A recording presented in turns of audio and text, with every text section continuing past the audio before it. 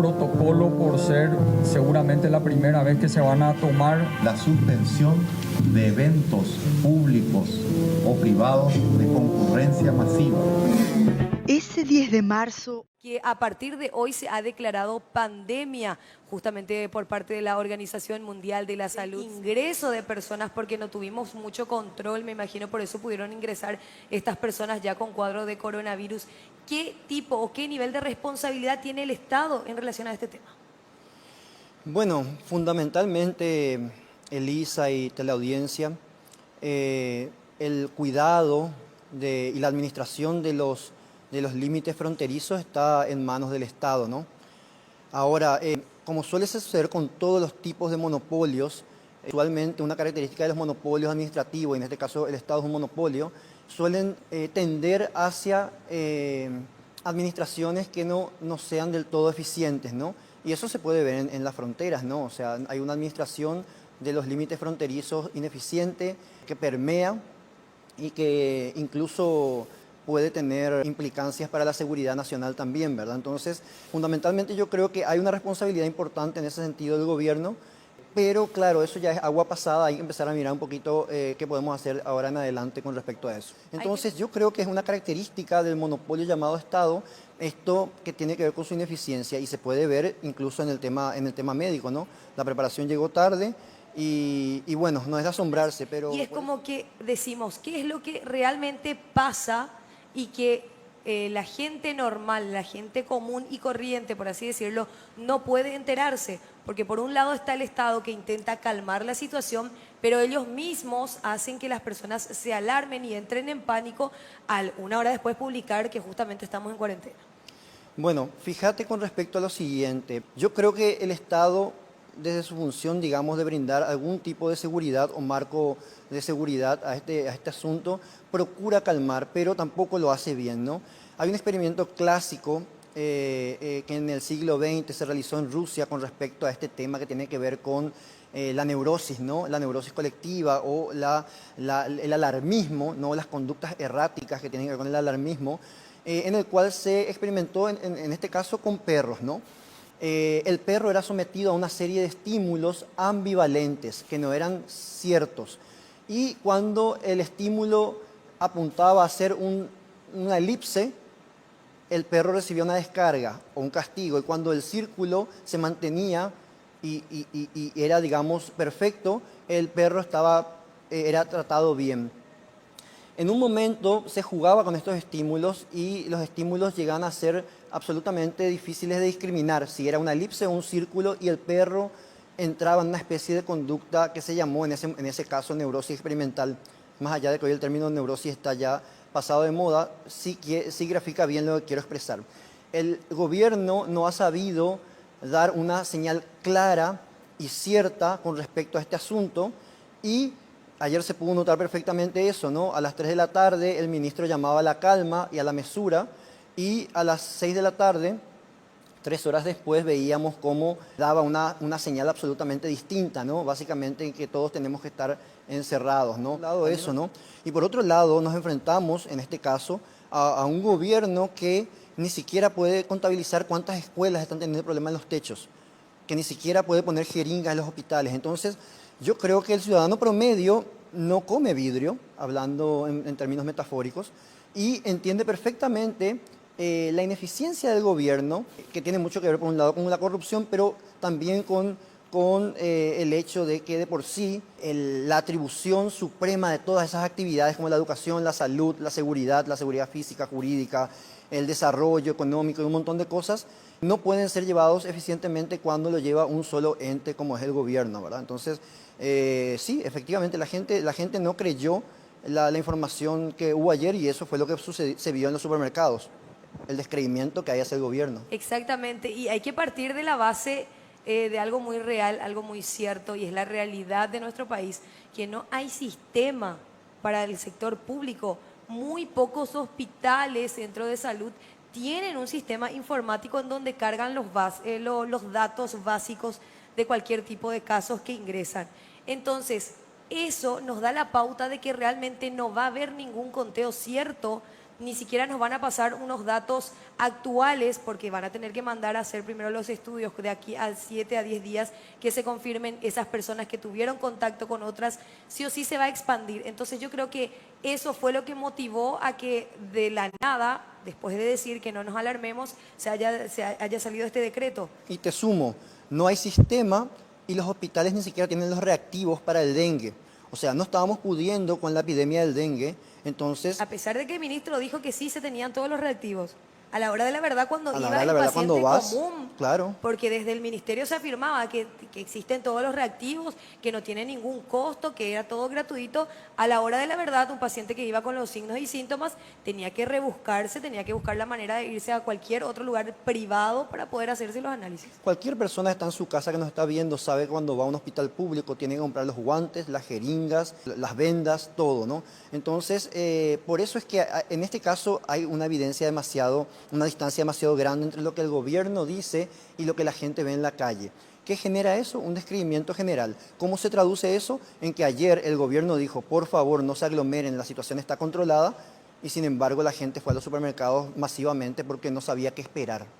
Y el peor sentimiento para cualquier ser humano promedio es no saber la incertidumbre, no saber qué esperar, ¿no? Y eso es lo que nos está pasando con nuestras autoridades. Y en vez El enfoque de salud pública moderna es trabajar sobre los factores de riesgo y sobre los factores de protección. Y en este caso, los factores de protección fundamentalmente tienen que ver con el comportamiento individual de cada persona. Cuando usted, señora, señor, cuando yo, Héctor, se va y toca los panificados con las manos descubiertas, lo que está haciendo es aumentar los factores de riesgo sobre la población general y sobre uno mismo. Entonces, yo estaba diciendo anoche en una transmisión personal de Facebook que fundamentalmente ustedes y yo no tenemos ninguna razón por la que alarmarnos si es que cada uno de nosotros aprovecha esta oportunidad para mejorar los factores personales de protección, las conductas de autocuidado y de aseo de nuestros entornos. Si lo hacemos, yo creo que esto no tiene mucho, digamos, no va a tener mucha gravedad. Sin embargo, sistemáticamente hemos descuidado ese aspecto de nuestra conducta que tiene que ver con el autocuidado, con el aseo personal. Claro, el Paraguay. La insistencia sería entender primero, para no alarmarnos, de que el virus mata poco. O sea, la influenza estacional mata más, el dengue mata más. Sin embargo, este virus es mucho más virulento, valga la redundancia, tiene una mayor tasa de propagación que la influenza estacional, por ejemplo. Entonces, se puede contagiar mucho más, en otras palabras, hablando bien, rápido y pronto. Entonces, lo que tenemos que hacer es cuidarnos, cada uno de nosotros, para que también podamos cuidar a las personas que están en nuestro entorno. ¿Qué implica cuidar? Aumentar o incrementar la cantidad de veces que nos lavamos las manos al día. Si ustedes y yo, señora y señor, nos lavamos las manos unas 5 veces las manos al día, estamos reduciendo exponencialmente la probabilidad de infectarnos con el virus. Muchísimo. Si evitamos las aglomeraciones, otra vez hacemos otro tanto. Entonces, acá pasa por la responsabilidad personal. Este es un llamado a la responsabilidad personal más que nada. Y hacía una pregunta puntual al licenciado Acuña con relación a si en algún momento se podría poner algún tipo de sanción a las personas quienes deberían de estar aisladas en sus casas por los signos y síntomas que presentan y que estaban justamente como casos sospechosos de coronavirus. Bueno, Elisa, mira, yo personalmente no soy muy compatible con la idea de que el Estado todo el tiempo tenga que estar sancionando o puniendo o interviniendo en la vida de las personas, ¿no? Primero, luego hablamos de que las personas en general no tienen diagnóstico cierto, ¿no? Sencillamente se asume que si tienen problemas respiratorios, si tienen fiebre, ya tienen el COVID-19. Entonces, yo personalmente creo, y la teoría económica y política dice que cuando vos das una ley o una sanción o un decreto tenés que cumplir. Y si por algo se caracteriza el Estado paraguayo es por un alto nivel o un alto porcentaje de impunidad en términos de cumplimiento de sus leyes. Entonces, si me preguntan, ¿hay que sancionar a la gente que tiene el coronavirus que sale a la calle? Yo le recordaría a las personas que hay muchísimas personas con prisión domiciliaria o con orden de alejamiento y que el Estado no hace nada. No, o sea, y entonces el Estado no tiene fuerza para hacer cumplir muchas de las leyes que promulga y generan un fenómeno que se llama hiperinflación legislativa que tiene un costo para el ciudadano común.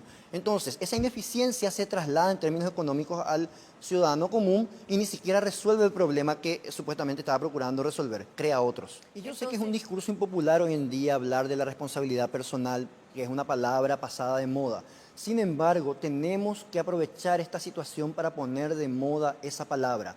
Dejar de hablar del gobierno, dejar de hablar del Estado o de organizaciones y hablar de que cada uno de nosotros es responsable de su propia vida y de perseguir sus propios fines. Siendo que cada uno de nosotros es responsable de lo suyo, de lo propio, tiene que cuidarse a sí mismo y cuidar también a los que están en su entorno, que son sus hijos, su familia, su esposa. Entonces, Elisa, si vos me decís cuál sería parte del antídoto de esta crisis, si se le quiere llamar crisis, porque la verdad que no sé hasta qué punto es crisis, la palabra responsabilidad vendría a mi mente, responsabilidad personal. Cada uno Ya tenemos que acostumbrarnos porque este virus va a ser un virus cíclico, o sea, todos los años vamos a tener. El virus no va a desaparecer del todo, va a ser como el dengue o va a ser eventualmente como la influenza estacional. Entonces, acá lo que importa es que cada uno de nosotros incremente las conductas de protección. ¿Y sabes qué va a derivar de eso? No solamente que nos salvemos, entre comillas, de la influenza o del coronavirus, sino que nuestra calidad de vida va a aumentar. O sea, ¿Hay alguna forma de controlar estos precios? ¿Hay algún ente que debe de regular esto? ¿O hay alguien que pueda defender al consumidor final? Bueno, fundamentalmente yo creo que la solución pasa por, si me hablamos de solución antes de hablar del problema, pasa porque el gobierno derogue las leyes que tienen que ver con los aranceles a las importaciones de estos productos. Inicialmente eso, hay que abrir el mercado porque estos productos al entrar pagan tasas, pagan aranceles, ¿verdad? Y eso restringe de por sí la importación, ¿verdad? Estos productos en general no son fabricados en nuestro país, son fabricados en otros países y el traerlos hasta aquí cuesta un dinero, el hacer que pasen la frontera cuesta otro dinero, entonces tenemos de por sí hay un problema ya de tasas. Entonces mi recomendación económica para el gobierno sería derogar esas leyes que tienen con esas tasas, con esos aranceles. Ahora, con respecto al incremento sustancial en los precios que hemos observado en los últimos días del alcohol en gel, de los tapabocas, y todo lo que tiene que ver con estos productos, con los jabones incluso, ¿no?